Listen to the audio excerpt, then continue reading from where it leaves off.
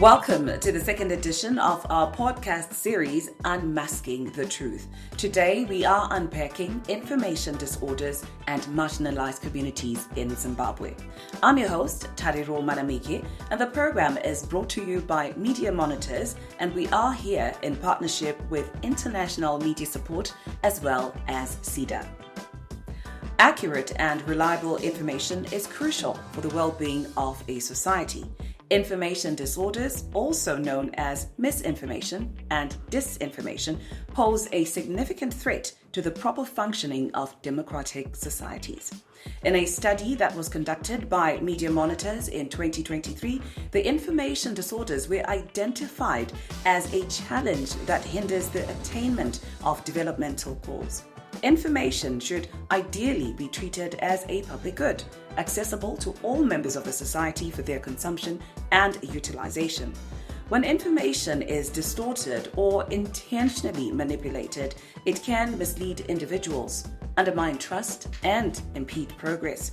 Inaccurate information not only affects decision-making processes, but it also hampers the active participation of citizens in democratic systems.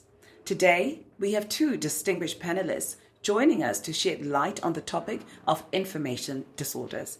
To my left, we have Mavis Kalumbu from the Zimbabwe Civic Education Trust, and to my right, I have Prisiel Samu from ZimFact. Welcome, Mavis, and welcome, Prisiel. Thank you, Tari. Let's start by discussing your understanding of the term information disorders, and Mavis, I'll start with you. All right, thank you so much, Tari. So your information disorders really refers to the various forms of misinformation, disinformation, malinformation that circulate through your various media channels. So these channels can be your formal media channels, the social media, or any other channels of communication that exist within the community. All right. So we've heard that information disorders are varied. Priscilla, do you want to elaborate on that? Yes. We do have three levels, as Mavis has stated. We have misinformation, which is when false or fake information is shared unintentionally. Then we have disinformation, where fake information is shared with the intention of harm. This is deliberate sharing of false information. Then we have malinformation, where genuine information is shared for malicious reasons. Mm-hmm. Now, from a fact-checking perspective, what kinds of information disorders have you seen, say, in the past year from 2023? Yes, recently we have had health-related misinformation. As you are aware, we had a cholera outbreak recently, so we had misinformation around vaccines and treatment, and we also have a lot of misinformation around politics and governance issues. Following our 2023 elections, we had a lot of this.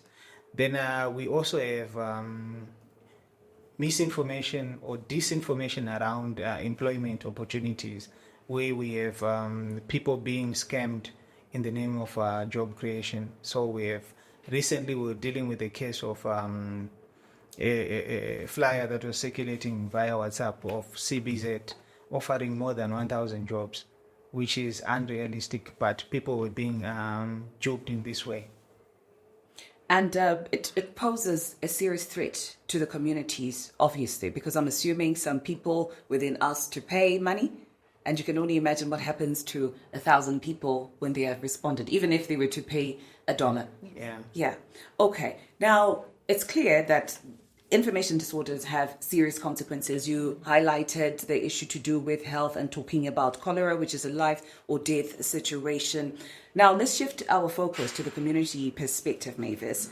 In your experience working with marginalized communities and societies, what are the specifics that they face when it comes to information disorders? Because I can only imagine that they are different from those, say, in urban areas. Yes.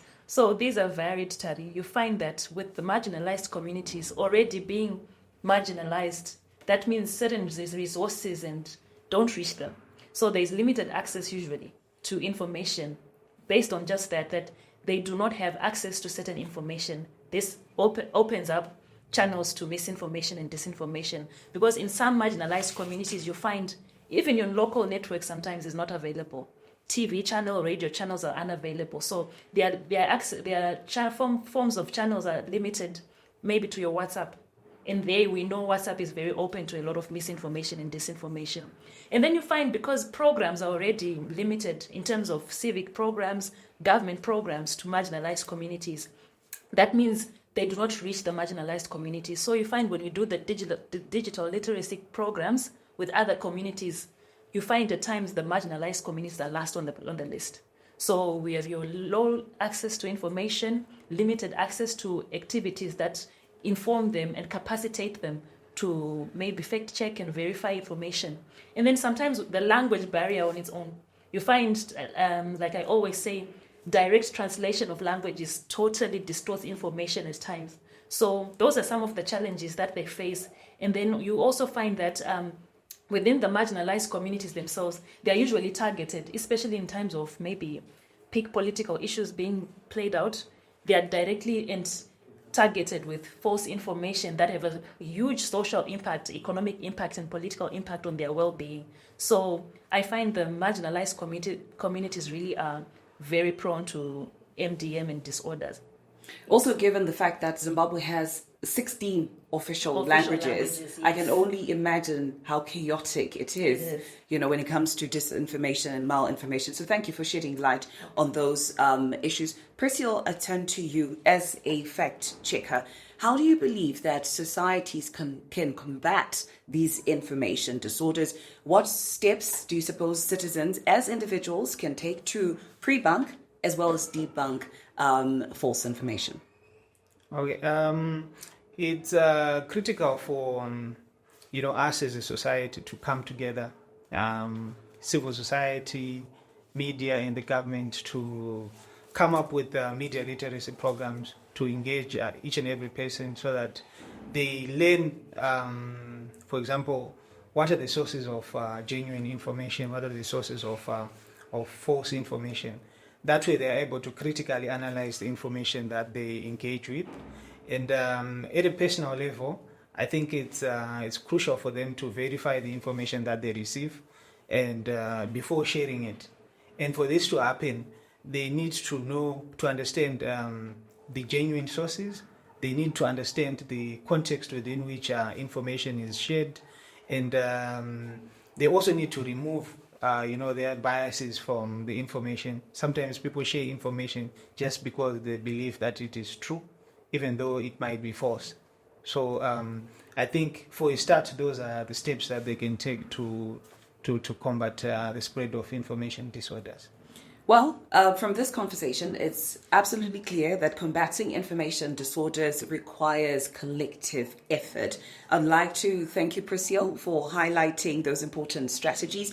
Mavis, thank you very much for sharing your insights as well today.